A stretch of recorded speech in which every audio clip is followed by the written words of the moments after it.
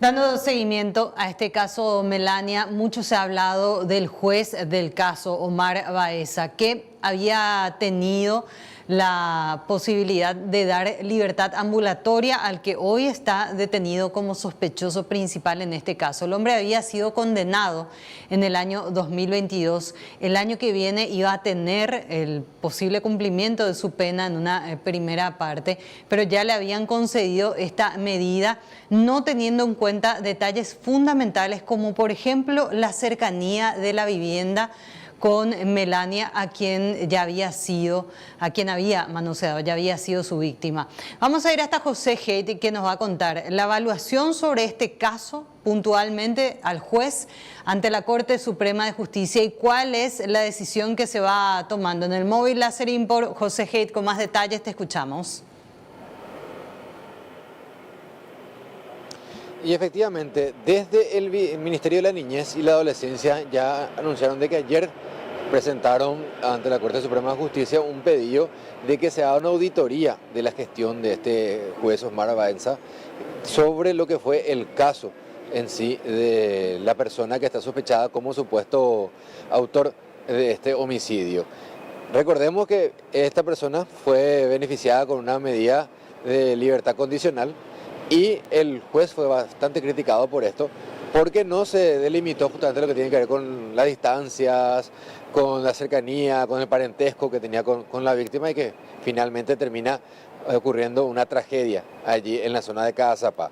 El viceministro de la Niñez señaló de que ayer ya presentaron este pedido de auditoría y criticó bastante la actuación, tanto del juez como del fiscal también del caso, por las falencias que se están dando o que se vieron dentro de lo que tiene que ver con la investigación, todo lo que fue con el retraso del pedido de autopsia y bueno, las críticas que recibía el fiscal también.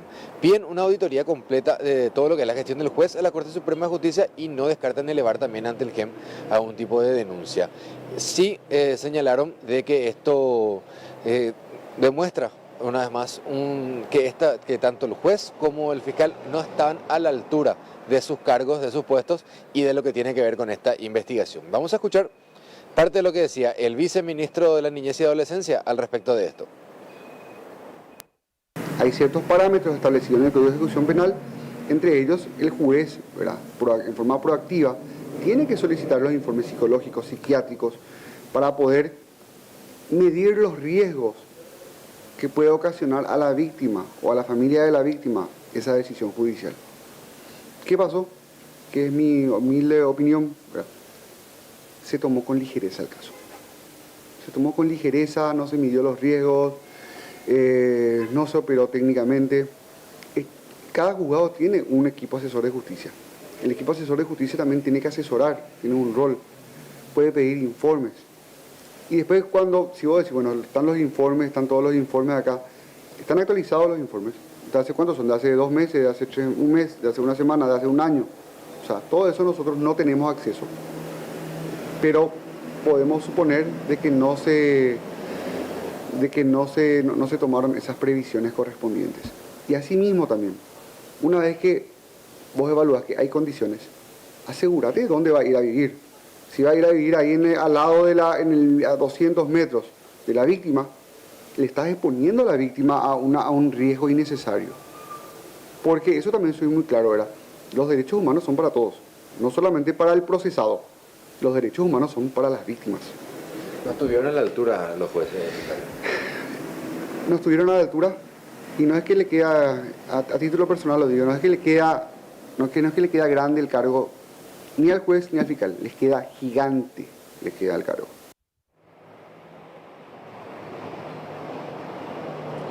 Ahora, desde la Corte Suprema de Justicia confirmaron de que ya se inició una auditoría a esta gestión, que ya se solicitó el informe al juez y el juez ya remitió un informe sobre su decisión de por qué darle la libertad condicional a esta persona y en este informe supuestamente el juez explica de que se cumplieron ciertos requisitos del Código Procesal Penal y que por eso él otorgó esta medida de libertad condicional. Sin embargo, explicaron de que se va a hacer una auditoría completa a toda la gestión del juez, tanto desde el momento en que se da lo que es la condena a esta persona y también posteriormente la actuación con respecto a la libertad condicional que se le otorgó al presunto autor. Así, todo esto ya se tiene detallado y ya se inició, se confirma entonces que se inició esta auditoría por parte de la Corte Suprema de Justicia. Esto es lo que mencionaba justamente uno de los ministros de la Corte Suprema al respecto de este caso. Este señor, supuesto implicado en el hecho, estuvo condenado, cumplió parte de la condena conforme a la ley y el juez penal de ejecución de Caazapá le habría otorgado el beneficio penitenciario de libertad condicional. Entonces, ante esa situación, hemos requerido la información pertinente al juez, que remitió un informe pormenorizado de su actuación, dando cuenta de que ha requerido los informes pertinentes conforme al artículo 70 del Código de Ejecución y después tomó la decisión de otorgamiento del beneficio penitenciario. En esa nota hace referencia a todos los requisitos que hace a la viabilidad de ese beneficio penitenciario, como por ejemplo informes que tiene que provenir del Poder Ejecutivo, pues los informes psicológicos de comportamiento del procesado viene del Ministerio de Justicia. Bueno, ante esta situación, para corroborar el informe preliminar del juez y corroborar fundamentalmente la actuación del juez y también de los funcionarios del Ejecutivo que proveyeron la información, hemos requerido la auditoría de gestión del expediente. Y si miramos las cifras oficiales, vemos también que es terrible el nivel de violencia hacia niños, niñas y adolescentes. Vamos a compartir estos datos que ha concedido la plataforma de datos abiertos de la Fiscalía en torno a lo que ocurre en Paraguay. Casi 10 casos de abusos sexuales en niños y niñas por día. De enero a julio de este año, nada más, se han registrado 1.495 casos. Se denuncia en un promedio de 7 a 9 casos por día y a esto hay que también agregarle aquellos casos que no llegan ni a la comisaría ni a un juzgado.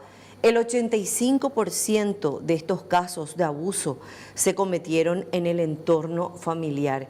Esta es una cifra que hace tiempo viene repitiéndose en torno a quiénes son los agresores de los niños y niñas.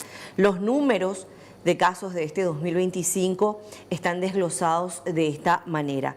En enero se han recibido 247 casos, en marzo 247 también, en febrero digo bien, en marzo 197 denuncias, en abril 157, en el mes de mayo 188, en el mes de junio 224 denuncias y en lo que va de este 2015, mes de julio concretamente, 242 denuncias según los datos oficiales del Ministerio Público.